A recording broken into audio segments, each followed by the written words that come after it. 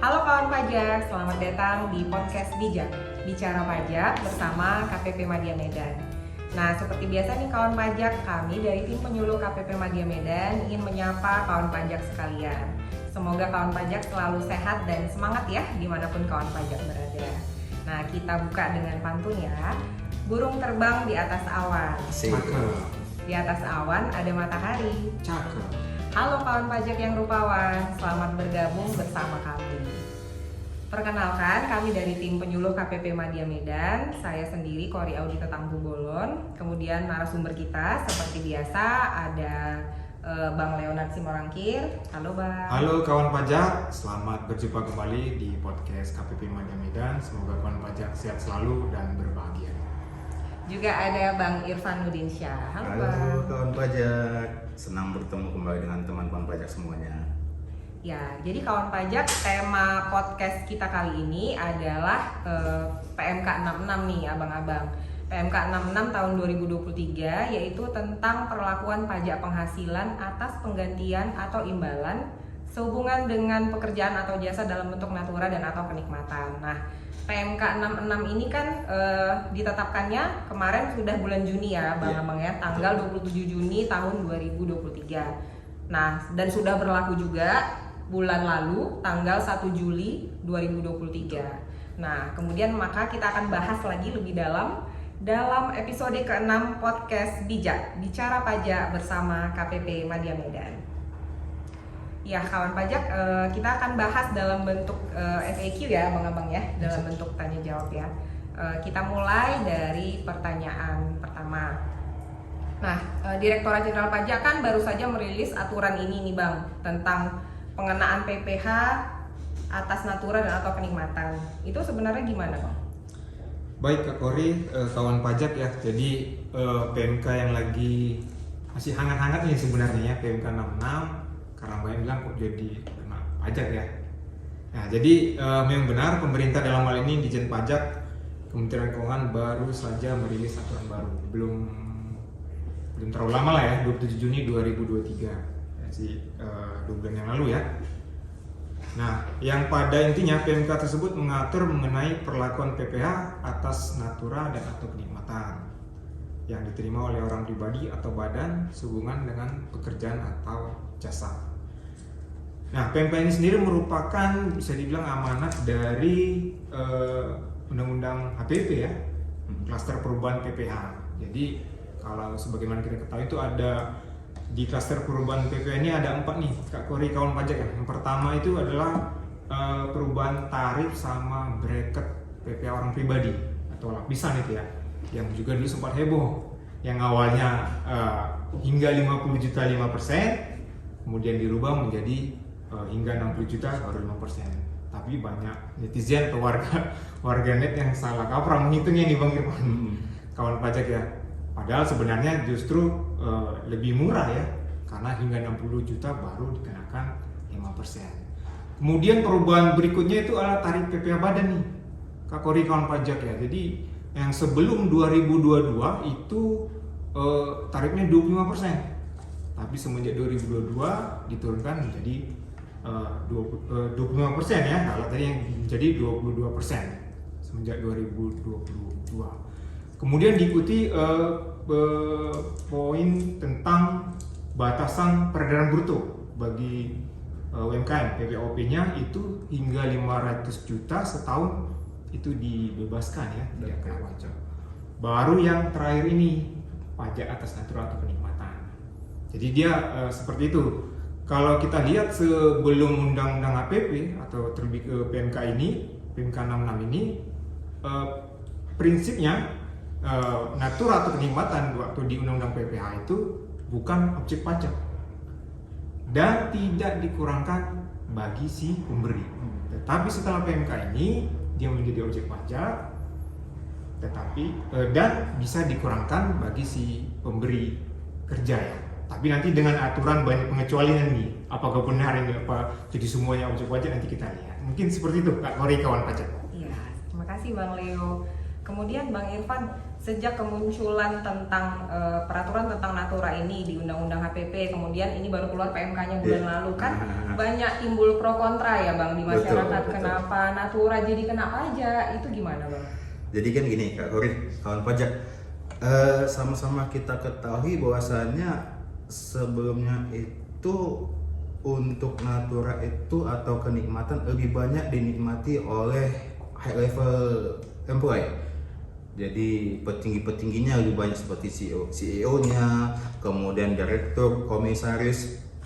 Jadi dengan adanya PMK 66 ini, jadi ada timbul asas keadilan, baik itu bagi si pemberi kerja maupun juga bagi si penerima.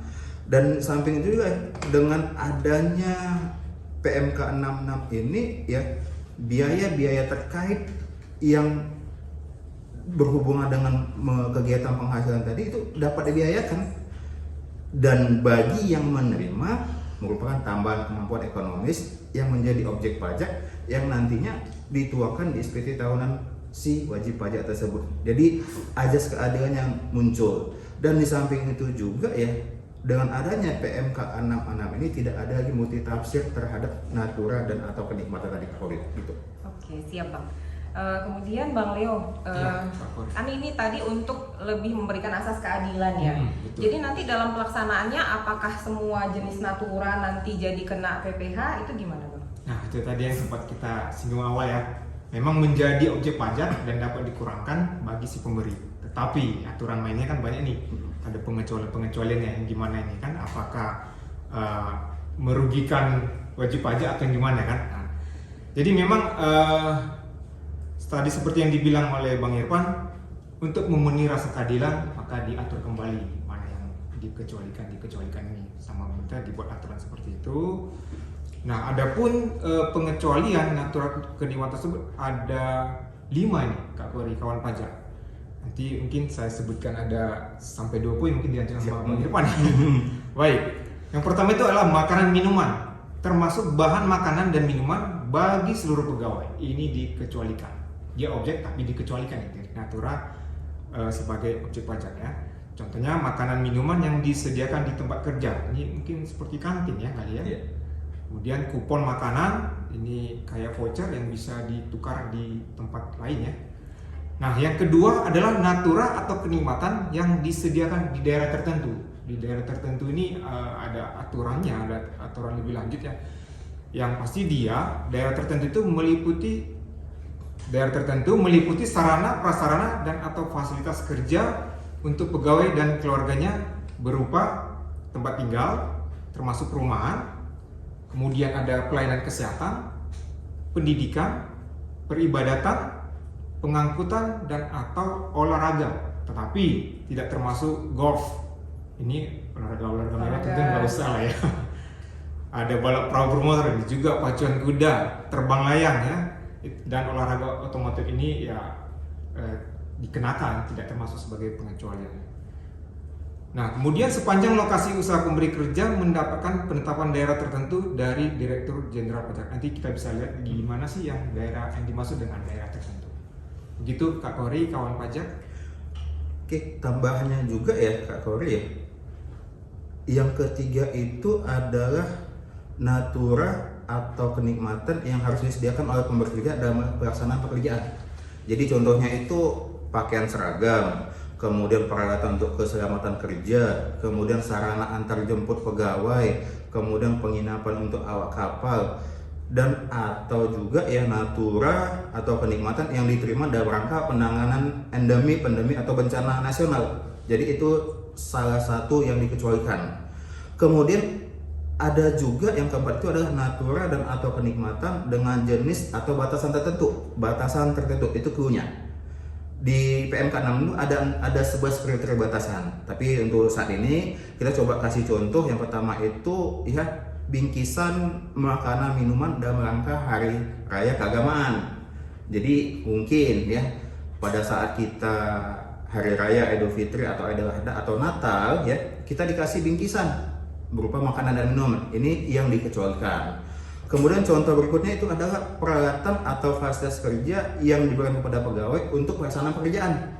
seperti laptop, pulsa, kuota internet. Contoh yang ketiga itu fasilitas tempat tinggal dengan nilai maksimal 2 juta per pegawai per bulan. Jadi ini dia batasannya.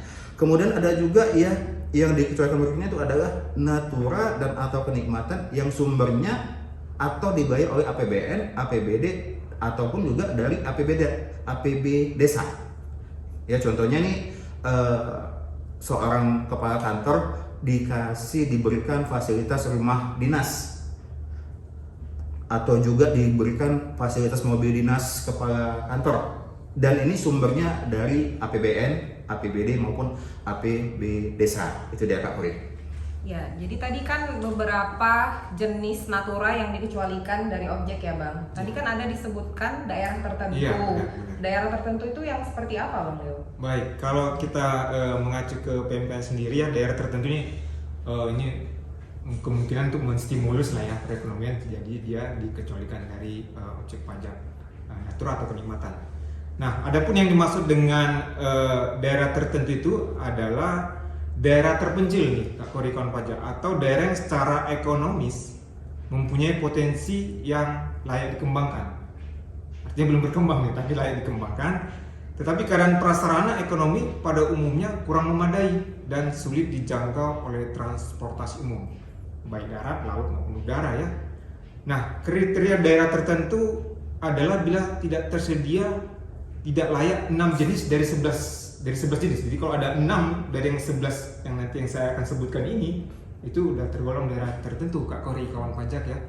Nah, kriteria tersebut yang pertama adalah listrik nih. Mungkin di daerah itu belum tersedia listrik secara optimal lah, atau bahkan memang belum tersedia ya. Kemudian juga air bersih, perumahan yang disewa pegawai, kemudian ada rumah sakit atau poliklinik, kemudian 5 sekolah, terus olahraga atau hiburan, ke-7 ada tempat peribadatan, 8 pasar, kemudian jalan umum, jembatan, pelabuhan laut, sungai ataupun pelabuhan udara, dan ke-11 transportasi angkutan darat, laut dan udara. Jadi kalau ada 6 aja dari kriteria ini bisa diajukan sebagai daerah tertentu untuk supaya dikecualikan dari pengenaan PP atas natura atau kenikmatan. Nah, namun catatan sedikit, ini tidak termasuk yang dibangun oleh si pemberi kerja. Nah, jadi kalau terkadang kan ada nih pemberi kerja yang kapitalnya mungkin agak gede ya, dia bangun fasilitas jalan, fasilitas ini, nah, itu tidak termasuk malah ya. Jadi mungkin diuntungkan lah untuk si pemberi kerja ataupun si penerima kerja. Mungkin begitu Kak Kori, kawan pajak. Oke, siap. Terima kasih Bang Leo. Kemudian Bang Irfan, tadi kan ada 11 jenis kriteria untuk dikatakan daerah tertentu. Kalau memenuhi 6 saja kriteria dari 11 sudah dapat dikatakan daerah tertentu. Kemudian itu yang menilai siapa bahwa wajib pajak ini boleh dikatakan daerah tertentu. Apakah boleh wajib pajak mengklaim dirinya sendiri sebagai daerah tertentu, itu gimana Bang? Nah, jadi gini Kak Kori, terhadap penentuan daerah tertentu atau daerah terpencil itu wewenangnya ada di Kanwil Direktur Jenderal Pajak. Caranya bagaimana si pemerintah? Jadi di PMK 66 ini dituangkan formulir apa saja yang bisa disampaikan kepada Kanwil dan dilengkapi syarat persyaratannya apa aja.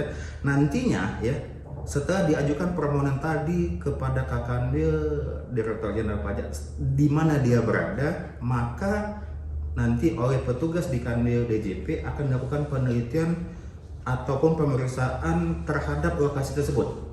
Jadi apabila disetujui permohonan tersebut, nanti Kanwil DJP setempat akan menerbitkan surat keputusan yang berlaku selama 5 tahun dan dapat diperpanjang kembali. Jadi itu mekanismenya. Jadi tetap yang menentukan layak tidaknya itu daerah terpencil, daerah tertentu itu adalah di Direktorat Jenderal Pajak berdasarkan permohonan dari wajib pajak. Itu dia Kak Kori. Oke, berarti nanti wajib pajak mengajukan permohonan, kemudian nanti berdasarkan penelitian atau pemeriksaan, Betul. apabila memenuhi syarat akan diberikan keputusan gitu ya Betul, Bang ya. betul. Gitu. Kemudian Bang Leo, Ya. kan tadi kalau dari kita dengar ada pengecualian, kemudian ada batasan tertentu untuk natura dan kenikmatan. Itu kan sudah memberikan prinsip keadilan ya Bang ya. Ya. Kemudian bagaimana kita menilainya? Yang seperti apa yang dikenakan PPh, bagaimana penilaiannya? Apakah wajib pajak yang menengah ke bawah tidak kena PPh, itu gimana Bang penilaiannya? Baik Kak Kori, kawan pajak, jadi sebelum ke pertanyaan tadi ya, kita sedikit agak nih balik nih. Sebenarnya natura ini apa, kenikmatan ini apa? Jadi yang pasti natura atau kenikmatan ini bukan bentuk uang. Jadi kalau natura itu sendiri adalah imbalan berupa barang nih, Kak Kori, kawan pajak ya. Jadi dia berupa barang. Contoh nih, mobil ex dinas dikasih ke pegawai, ya. Jadi ada barang yang diterima, ada serah terima barang ya. Nah, sementara kenikmatan itu sendiri adalah imbalan berupa fasilitas ini. Jadi nggak barang juga dia, tapi fasilitas lah. Contohnya mungkin dikasih fasilitas mobilnya dipakai dia, tapi tidak diserahkan kepemilikannya. Nah, kemudian tadi pertanyaannya bagaimana menilai ya, Kak Kori ya, bagaimana menilai natura atau kenikmatan itu berdasarkan apa gitu? Karena kan dia bukan uang nih. Nah, jadi berdasarkan PMK 66 sendiri, bahwasannya natura dan atau kenikmatan dinilai berdasarkan nilai pasar.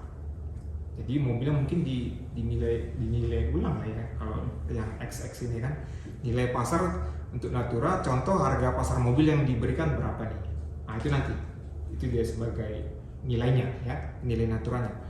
Nah kemudian jumlah biaya yang dikeluarkan atau seharusnya dikeluarkan. Kalau istilah akuntansi ini actual cost ya, actual cost atau yang seharusnya dikeluarkan si pemberi untuk kenikmatan.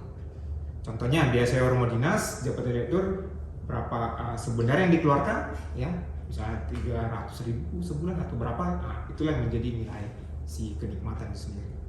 Mungkin itu Kak Kori.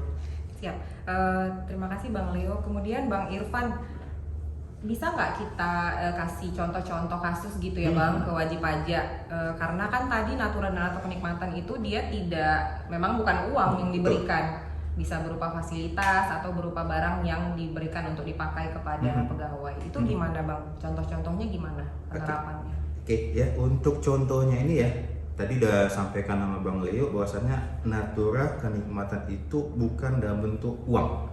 Jadi contoh pertama ini kita contohkan ada Nona Y, dia itu bintang iklan.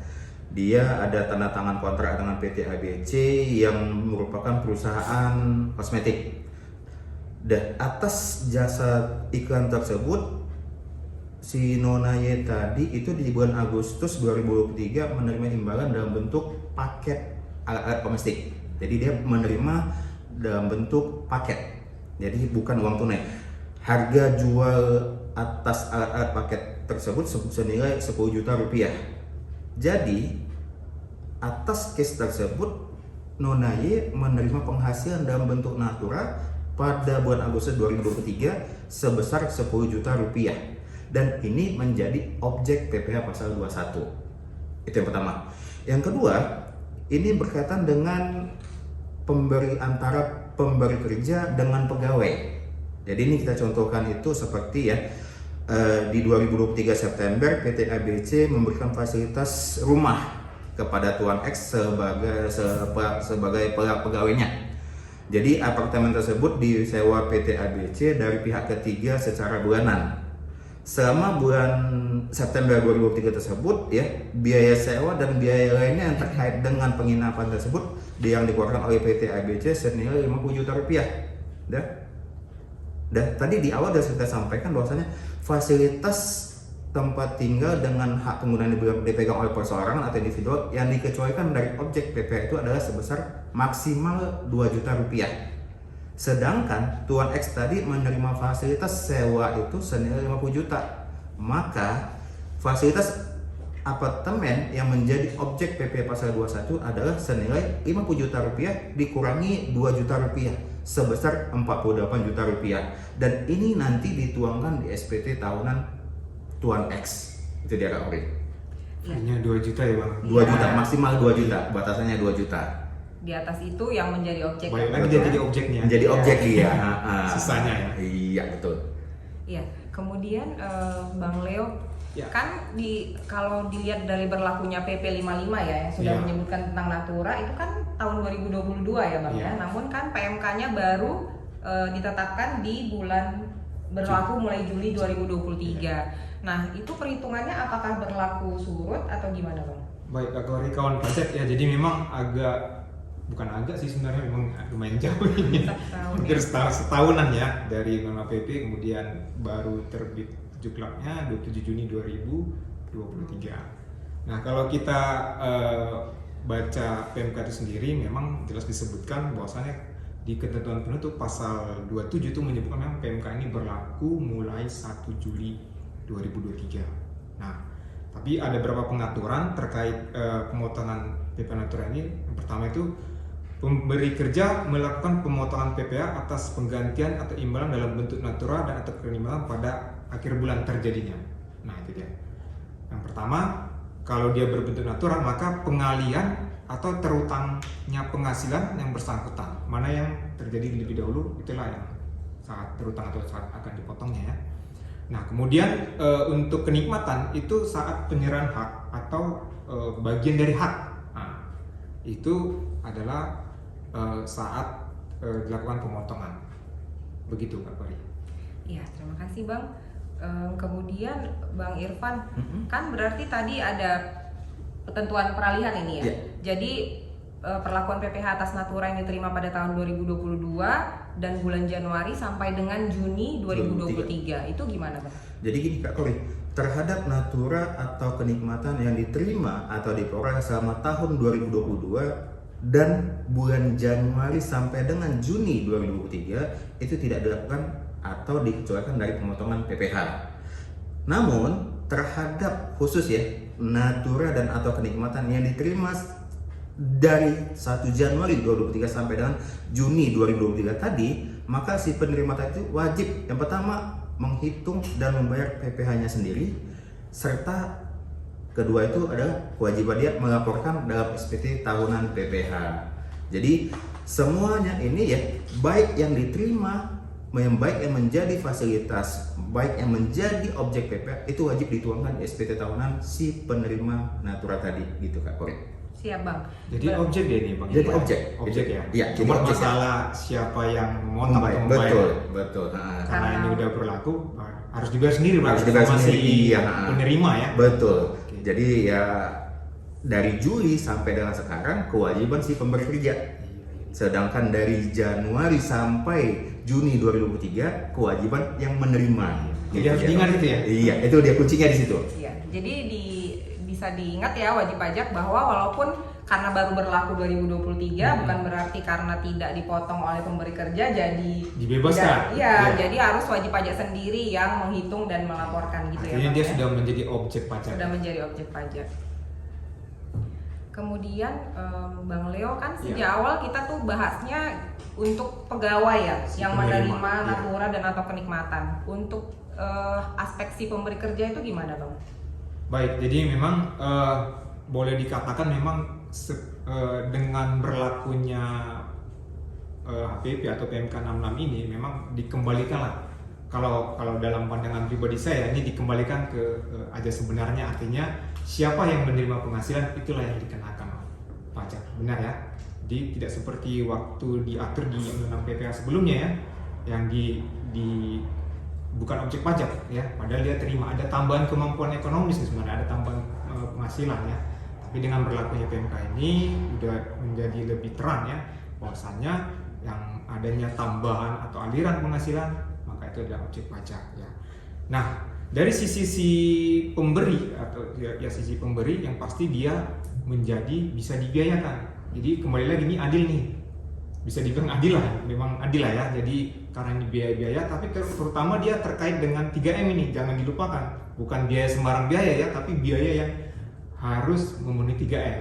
Itu mendapatkan, menagih, dan memelihara ya. Betul. Jadi harus terkait ini. Kalau nggak terkait ini, ya nggak boleh dikurangkan ya. Nah, jadi natura atau kenikmatan yang diberikan tersebut, maka si pemberi kerja dapat membebankan sebagai biaya. Jadi biaya ya sepanjang satu tadi berkaitan dengan pekerjaan atau jasa, jangan di luar ini dong, jangan di luar core bisnisnya juga ya. Kemudian biaya untuk mendapatkan, menagih dan memelihara penghasilan, ini yang tadi saya sebutkan 3M. Nah, bagaimana ketentuan teknisnya? Yang pertama adalah biaya natura atau kenikmatan dengan masa manfaat yang lebih dari setahun. Itu dibebankan melalui penyusutan atau amortisasi. Jadi kayak seperti aset ya. Jadi akan melakukannya pembayaran melalui penyusutan atau amortisasi. Kemudian biaya atau natura kenikmatan masa manfaat yang setahun atau kurang itu dibebankan pada saat terjadinya pengeluaran. Artinya sekali bebankan di tahun itu ya. Nah, yang terakhir melaporkan biaya natura kenikmatan dalam SPT tahunan PPH. Dan pembebanan biaya tersebut berlaku sejak tahun 2022. Artinya ini harus pembetulan jadinya, Bang Irfan. Iya. Ya harus pembetulan ya. Nah, Karena memang di 2022 itu dikecualikan ya dari objek pajak, tetapi dapat dibebankan bagi si pemberi. Itu dia. Itu Kak Kori, kawan pajak. Iya Bang, berarti bisa jadi ada biaya yang belum dibebankan ya Bang ya. Ya, Makanya tentunya bisa kalau aja ada pemberian natura atau kenikmatan di 2022, ya silakan dibetulkan jadinya. Jadi silakan bagi wajib pajak pemberi kerja apabila ada natura tadi yang belum dibiayakan boleh berarti melakukan pembetulan gitu ya Dan Bang. biayanya 3M. Iya, harus berhubungan dengan 3M. Ya. Kira-kira demikian untuk FAQ kita Bang. Ada yang mau disampaikan untuk kesimpulan atau closing statement? Mungkin Bang Irfan. Bang Irfan? Boleh. PMK 66 ini merupakan dasar hukum yang adil bagi pemberi kerja maupun penerima kerja, di mana si pemberi kerja dapat membiayakan semua biaya yang berkaitan dengan 3M dan berkaitan dengan natura dan atau kenikmatan. Jadi sepanjang 3M tadi dipenuhi, dipersilakan untuk membiayakan di laporan keuangannya, sehingga tidak ada lagi bahasanya tanda kutip copi-copi, curi-curi gitu ya. Jadi ada indikasi, oh ini biaya nanti kita kurangkan, aduh nggak boleh gini. Jadi PMK 66 sudah menggariskan bahwasanya natura dan atau kenikmatan yang berkaitan dengan 3M dipersilakan untuk dibiayakan. Sedangkan bagi si penerima kerja ini merupakan keuntungan sama dia. Di satu sisi menambah penghasilan dia. Contoh, makanan dan minuman yang diterima dari kantornya. Ya, ini kan dikecualikan. Walaupun berapapun jumlahnya, itu menjadi objek penghasilan yang dikecualikan dari pajak penghasilan. Dan ini bisa dituangkan di mana? Di SPT tahunan, di lampiran 3 nantinya. Kemudian juga ya, dengan adanya PMK ini semoga ya pencatatan akuntansi menjadi lebih cakep. Itu Bang Leo. Oke, Bang Irfan. Baik, terima kasih Bang Irfan. Kemudian Abang. Oke, nambahkan Ya, closing silakan. statement ya. Jadi kan sebelum terbitnya PMK ini kan sebenarnya kalau kita lihat berita-berita banyak sih, biasalah netizen ya. Oh jadi kena pajak itu, jadi kena ini laptop fasilitas kantor aja pun handphone jadi pun jadi kena pajak. Jadi seperti itu ya. Memang dengan berlakunya PMK 66 ini tadi seperti yang kita obrolin ya setengah jam yang berlalu ini ya, menjadi objek pajak dan sebagai si pemberi dapat dikurangkan biaya, menjadi objek yang sebelumnya tidak bukan objek pajak. Tetapi kalau kita telah lebih lanjut ya, sebenarnya dengan berlakunya PMK 66 ini luasan atau cakupan tidak dikenai pajak, bahasanya sebenarnya tidak dikenai pajak ya, atau dikecuali itu sebenarnya semakin luas tak Kori kawan pajaknya kalau kita bandingkan dengan waktu diatur dengan Undang-Undang PPH. Mungkin itu Kak Kori kawan pajak. Terima kasih Bang Leo. Demikian ya kawan pajak, mungkin saya rangkum sedikit ya abang-abang. Jadi dengan berlakunya PMK 66 ini tahun 2023 ini ada perubahan ya dalam Undang-Undang HPP dengan Undang-Undang sebelumnya, Undang-Undang PPH. Jadi bahwa natura dan kenikmatan yang diterima oleh orang pribadi atau badan sehubungan dengan pekerjaan atau jasa merupakan objek pajak. Nah nanti walaupun dalam penerapannya akan ada yang dikecualikan banyak dan ada batasan-batasan tertentu. Nah kemudian untuk penilaiannya tadi ya Bang, kan natura itu imbalan berupa barang, kemudian kenikmatan imbalan berupa fasilitas. Nanti mungkin itu akan sesuai dengan harga wajar, harga pasar gitu ya Bang ya. Nah kemudian kalau aspek untuk penerima penghasilan mungkin jadi objek PPh. Kalau bagi pemberi kerja dapat dibiayakan ya Bang sepanjang memenuhi 3M tadi. Ya, demikian kawan pajak bincang-bincang kita tentang PMK 66 pada hari ini. Terima kasih atas seluruh kawan pajak yang telah bergabung. Sampai di sini dulu obrolan kita hari ini. Kemudian terima kasih kepada narasumber kita, Bang Leo dan Bang Irfan. Terima kasih kawan pajak. Ya, semoga setelah menonton video ini nanti kawan pajak lebih paham ya Bang ya. Pasti. Tentang perlakuan PPh atas natura dan atau kenikmatan. Kalau kurang-kurang paham mungkin bisa ke habis. Silakan nanti kawan pajak apabila ada lagi yang ingin ditanyakan boleh menghubungi kami secara langsung tim penyuluh KPP Madya Medan melalui helpdesk atau juga ada WhatsApp kita ya Bang ya. Iya. Nah, silakan juga memfollow Instagram KPP Madya Medan @pajakmdy_medan, kemudian ada YouTube KPP Madya Medan. Silakan di subscribe dan di like. Ya, simak terus nanti siniar KPP Madya Medan juga akan ada Instagram live selanjutnya ya Bang. Dan tentu kami akan selalu berusaha memperbincangkan peraturan-peraturan terbaru di bidang perpajakan supaya kawan pajak selalu dapat update ya Bang ya. Ya. Nah, kami juga silahkan kawan pajak kalau mau memberikan masukan terkait tema mungkin ya Bang ya yang ingin dibahas misalnya dalam siniar selanjutnya boleh diketikkan di kolom komen juga boleh.